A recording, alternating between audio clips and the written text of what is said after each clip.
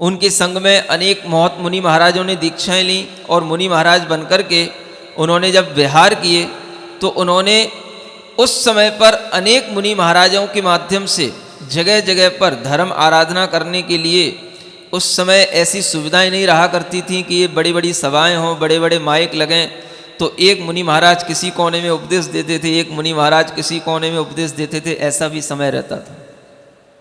यहाँ तक कि स्वाध्याय की रक्षा करने के लिए, आगम की रक्षा करने के लिए जो महान सिद्धांत ग्रंथ हैं, श्री धवल और जय धवल ग्रंथ, जो महान सिद्धांत ग्रंथ हैं जिनकी हम केवल पूजा किया करते हैं, पढ़ने का अधिकार श्रावकों को नहीं है, ऐसे उन ग्रंथों की जो पुस्तकें हैं वो लगभग 32 किताबें हैं। 32 वो बड़े बड़े शास्त्र हैं, 16 जय धवल के और 16 ही जय धवल के। ऐसे उन सभी ग्रंथों को उन्होंने उस समय पर जो श्रेष्ठी लोग रहते थे उनको प्रेरणा देकर के ताम्रपत्र पर अंकीर्ण करवाया था, उत्कीर्ण करवाया था, और वो आज भी ताम्रपत्र पर उत्कीर्ण हुए दक्षिण भारत में सुरक्षित हैं। आगम की इस तरह से उन्होंने रक्षा की। ऐसे हुए शांति सागर जी आचार्य के बारे में आपके लिए यहाँ थोड़ा सा इसलिए बताया जा रहा है कि आप लोग अपनी शक्ति के अनुसार कभी भी त्याग तपस्या नहीं करते हो, अपनी शक्ति को छुपा करके ही करते हो। समझ में आ रहा है? ऐसा नहीं है कि आप लोगों में शक्ति नहीं होती, शक्ति तो होती है, लेकिन आप लोग उसको छुपाते हो और थोड़ा सा डरते भी हो कहीं मर ना जाए। नहीं समझ आ रहा है? सबसे बड़ा डर क्या लगा रहता है? और अगर नहीं मरे तो कोई बात नहीं, लेकिन घर के लोग तो पहले मरने लग जाते हैं। अगर कोई घर में उपवास करे, एकासन करे, कोई व्रत ले ले, तो घर के मोही लोगों को इतनी जल्दी परेशानियां होती, नहीं बेटा ऐसा नहीं करना, नहीं ऐसा नहीं करना, अभी तेरी उम्र नहीं है, अभी तेरे लिए ऐसा नहीं हो सकता, वैसा नहीं हो सकता। जिनकी उम्र है वो भी नहीं कर रहे हैं, और जिनकी उम्र नहीं है उनको भी कुछ ना करने दो, और बस ऐसे ही आप लोग जो है बस धर्म की जय जयकार बोलते रहो, हो जाएगा आपका कल्याण। है कुछ तो सोचो कि धर्म करने के लिए भी हमारे मन के अंदर थोड़े से वीरता के भाव चाहिए। बिना वीरता के कभी धर्म नहीं होता है, और जब आप वीरता के भाव रखेंगे तो थोड़ा उसमें मोह का त्याग तो होगा ही। अपना मोह छोड़ना पड़ता है, अपने घर वालों का भी मोह छोड़ना पड़ता है, अपने शरीर का भी मोह छोड़ना पड़ता है। और जब तक आप इस तरह का मोह करते रहेंगे तब तक आप ना अपने लिए कुछ कर सकेंगे, ना धर्म के लिए कुछ कर सकेंगे। कितना बड़ा साहस होता है। जब आचार्य शांति सागर जी महाराज ने समाधि ली तो कहते हैं उन्होंने 36 दिन की सल्लेखना ली थी। कितने दिन की? हाँ, और 36 दिन की सल्लेखना में अंतिम 4 दिन तो वो बिल्कुल निराहार निर्जल रहे थे वो। और उसके बाद जब उनकी सल्लेखना हुई तो अंतिम जो उन्होंने उपदेश दिया था वो उपदेश लगभग 22 मिनट का वो उपदेश है जो उन्होंने मराठी भाषा में दिया था। और उस उपदेश में सबसे बड़ी बात ये कही थी उन्होंने बार बार कि अगर श्रावक कोई भी संसारी जीव अपना कल्याण करना चाहता है तो संयम को ग्रहण करे, संयम को ग्रहण करे। संयम ग्रहण बिना कभी भी आत्मा का कल्याण नहीं होता है। ये उनके उपदेश का अंतिम सार था। 36 दिन के लगातार सल्लेखना के बाद भी उन्होंने जो है जब 22 मिनट का उपदेश दिया था तो लोग देख कर के दंग रह गए थे कि अभी भी इनके पास इतनी क्षमता है कि ये 22 मिनट बोल गए। समझ में आ रहा है? और उस समय पर उनके उपदेश में सबसे बड़ी बात यही थी कि संयम से डरो नहीं। भीऊ न खा, भीऊ न खा मराठी में बोलते हैं। हाँ, भीऊ न खा माने डरो नहीं। हाँ, ये बॉम्बे वाले बैठे जानते हो मराठी कैसे है ना। हाँ, संयम गेहूँ, संयम ग्रहण करो, भीऊ न खा, डरो नहीं, डरो नहीं। ये सबसे बड़ा उनके उपदेश में बात थी। और उस समय पर जब लोगों ने उपदेश सुना तो लोगों के मन में आया कि देखो बिना संयम के कभी भी आत्महित नहीं हो सकता है, क्योंकि आचार्य शांति सागर जी महाराज अपने अंतिम उपदेशों में यही बात कहे बिना शुक्ल ध्यान किए हुए कभी केवल ज्ञान नहीं होता। शुक्ल ध्यान धर्म ध्यान पूर्वक होता है। धर्म ध्यान हमेशा अप्रमत्त मुनि को ही मुख्य रूप से होता है, और मुनि दशा बिना संयम के नहीं होती, और संयम कभी भी ग्रह त्याग के बिना नहीं होता, और ग्रह त्याग कभी भी मोह को छोड़े बिना नहीं होता। ये उनके उपदेश थे, और इसी उपदेश के बल पर देखो, एक व्यक्ति अपना जीवन खुद जब अपनी ही इच्छा से चलाता है, अपनी इच्छा से बनाता है, तो उसे हमें कहना पड़ता है कि ये वास्तव में धर्म की रक्षा करने के लिए ऐसी आत्माएं इस भारत में जन्म लेती हैं जिन्हें कोई प्रेरणा नहीं देता, लेकिन अपने आप धर्म के मार्ग पर चलते हैं, और ऐसे चलते हैं कि अपने पद चिन्ह ऐसे बना जाते हैं कि फिर बाद के लोग उन पद चिन्हों का अनुसरण करते करते अपने आप में भी उसी मार्ग पर चलते चले जाते हैं। कोई उन्हें समझाने वाला नहीं था कि मुनिचर्या ऐसी होती है, मुनिचर्या में ऐसा करना चाहिए। उस समय की आहार व्यवस्थाएं तो और विचित्र हुआ करती थीं। बताया जाता है उनके जीवन में कि एक गांव में जब वो आहार लिए तो उस गांव के लोग जो है केवल उनको दूध और चावल दिए थे। तो दूध और चावल देना शुरू किए तो गांव के जितने भी लोग थे वो सब जो है दूध और चावल ही उनको आहार में करा देते थे। जब वो आहार करने के लिए निकलते थे तो एक ने पूछा दूसरे से, क्यों भैया महाराज क्या लेते हैं आहार में? बोले हमारे यहाँ तो दूध चावल लिया था। तो वो दूसरे ने भी दूध चावल ही तैयार कर लिए। महाराज का आहार हुआ, दूध चावल करा दिए। दूसरे ने पूछा महाराज क्या लेते हैं आहार में? बोले दूध चावल लेते हैं। लगभग 7-8 वर्ष तक ऐसा ही क्रम चलता रहा, वो दूध चावल पर रहे। वो समझ में आ रहा है? और उसके बाद में कभी किसी ने पूछ लिया महाराज आपका अन्न का त्याग है क्या? आप रोटी वोटी क्यों नहीं लेते हो? तब उन्होंने कहा भैया जो श्रावक देगा वही तो लूंगा। मतलब इतना भी उन्होंने कभी अपने मुख से नहीं कहा। इस तरीके से उन्होंने उसकी आहार चर्या की शुद्धि बना करके रखी। और जब श्रावक को पता पड़ा कि नहीं महाराज का त्याग नहीं है, अपन देते नहीं है, सुन रहे हो, तो दूसरे दिन श्रावक ने सब चीजें बना के तैयार कर ली। महाराज का पड़गान हुआ। आहार के लिए श्रावकों ने थाली दिखाई, और थाली दिखाई तो महाराज ने सब निकलवा दिए। और फिर जब खड़े हुए आहार किया तो बस उस दिन भी वो वही दूध चावल लेकर के आ गए।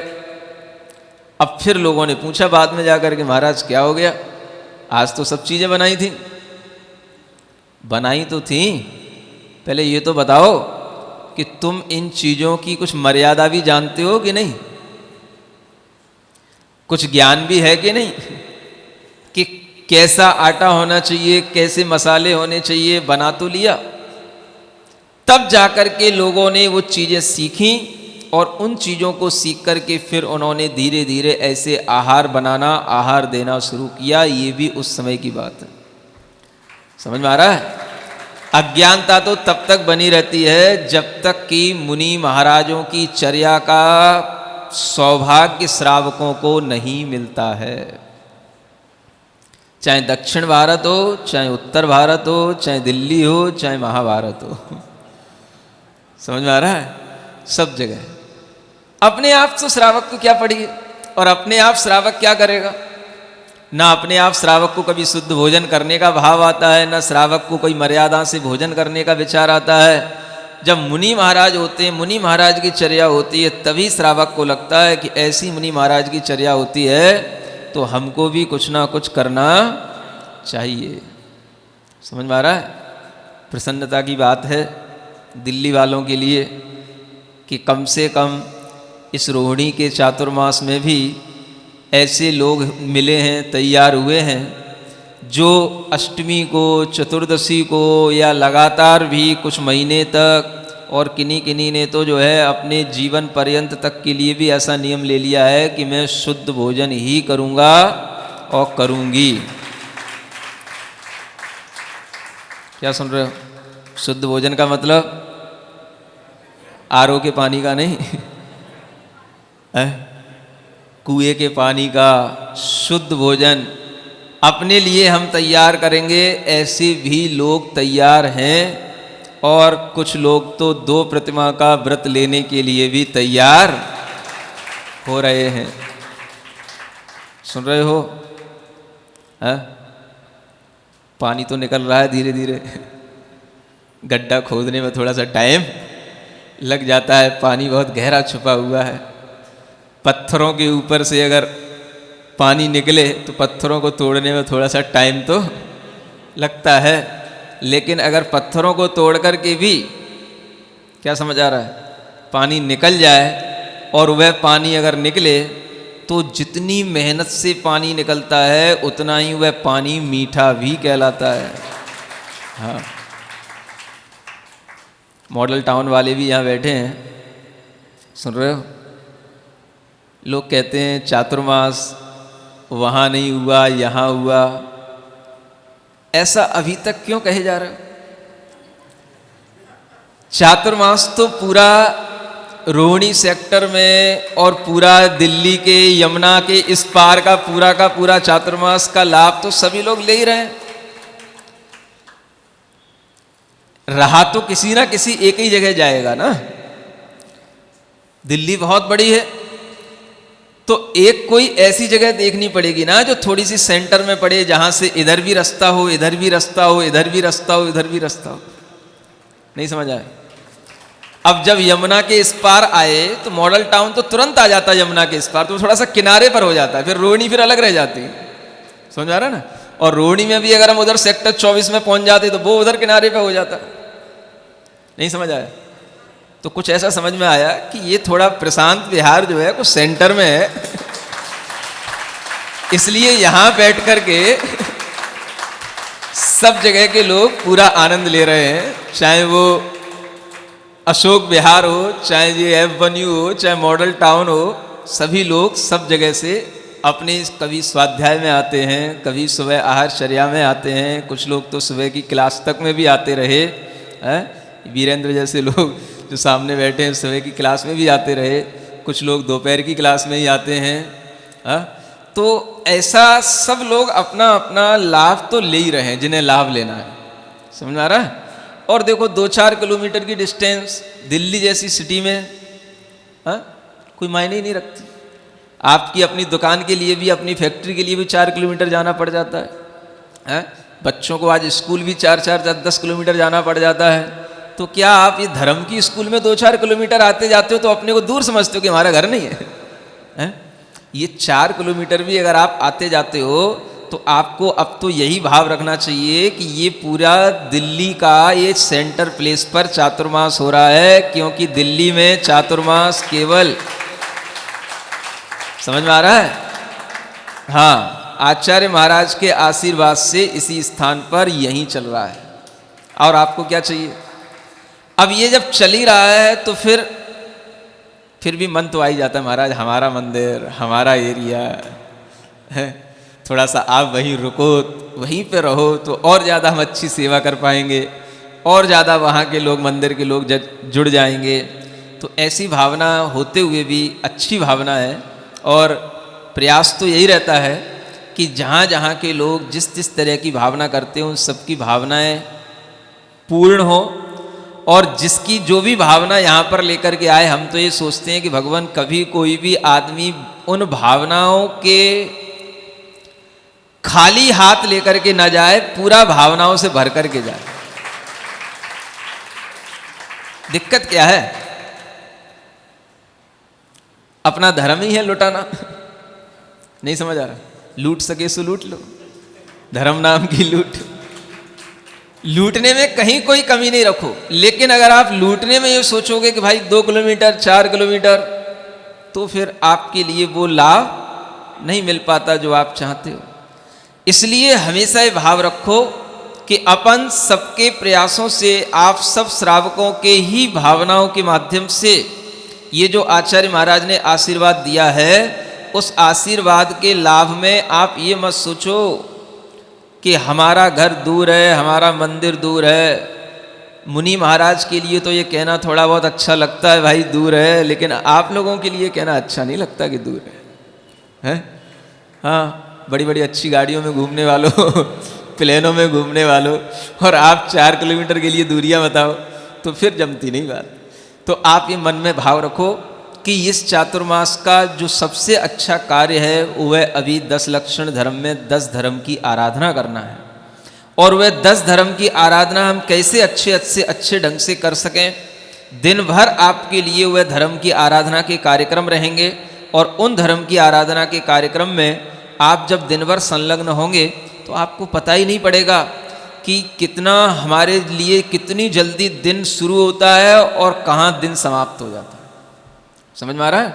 उपवास करने वालों के लिए विशेष सुविधा रहती है ना, कि उन्हें जो है दिन भर उनका मन लगा रहता है और उन्हें कुछ भी ध्यान नहीं आता, और जो कभी भी व्रत संयम नहीं धारण कर पाते उनके लिए भी ऐसा करने में सुविधा हो जाती है। तो आप इन सुविधाओं का उपयोग करें और अपने मन में भाव बनाएं कि जो काम हमने अभी तक कभी नहीं किया है वह कम से कम इस चतुर्मास में करें। जो हिम्मत हमने अभी तक नहीं की है वो कुछ हिम्मत का काम अब करें। हमने भले ही अभी तक 10 दिन कभी दुकानें ना छोड़ी हों, लेकिन इस बार हिम्मत करें कि हम उन दुकानों पे भी कम से कम बैठें और उन दुकानों को भी कम से कम खोलें, और उन दुकानों का भी अगर त्याग कर सकें 10 दिन के लिए, तो ऐसे श्रावक भी बन कर के दिखाएं कि हम 10 दिन उन दुकानों से दूर रह कर के महाराज आपके चरण सानिध्य में रहेंगे, और 10 दिन तक हमें कोई व्यापार का कोई विकल्प नहीं, हम धर्म आराधना करेंगे। कुछ करो भाई, हिम्मत का काम करो। हाँ, हिम्मत की बात है तो बहुत सुनते हो, ताली बजाते रहते हो, बस ताली बजा के सब झड़ा देते हो। हाँ, कुछ करते धरते तो हो ही नहीं हो। बस अच्छी अच्छी बातें सुना दो, आचार्य शांति सागर जी की इतनी वीरता के उपदेश सुना दो, चाहे आचार्य गुरुदेव की वीरता के उपदेश सुना दो, चाहे कुछ सुना दो, बस ताली बजा लोगे तो फुर्सत। इससे क्या होना जाना है? क्या समझ आ रहा है? कुछ करो। अपनी भी भावना क्या रहती है? अरिहंतों की प्रतिमाओं का ध्यान धरो भाई, कोई भी ना करे जिसे वो काम करो भाई। क्या कहता हूँ मैं? कोई भी ना करे जिसे वो, कुछ काम तो करो भाई हैं, और कुछ ऐसे काम करो जो अभी तक आपने नहीं किए हो।